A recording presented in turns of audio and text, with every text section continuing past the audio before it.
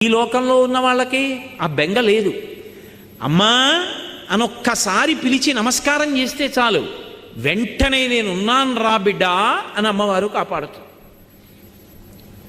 మీకు నేను ఒక మాట చెప్తే మీరు ఆశ్చర్యపోతారు. ఈ శ్లోకం ఎంత శక్తివంతమో తెలుసా? మీరు తప్పించుకోలేనంత పెద్ద ఉపద్రవం వెంట తరిమేస్తుంటే వెనకాతల ఏం చెయ్యాలో తెలియనప్పుడు ఈ శ్లోకం జరిగితే చాలా రక్షిస్తుంది అమ్మవారు. అంత శక్తివంతం. చండీ పరదేవత అనుగ్రహం అంటే అలా ఉంటుంది. అందుకే చండీ చరణవు అని చండీ పరదేవతని స్తోత్రం చేశారు శంకరాచార్యులు వారి ఈ శ్లోకంలో. అటువంటి అమ్మవారి పాదాలు పట్టుకుంటే సంస్కారవంతం చేస్తుంది మనస్సు.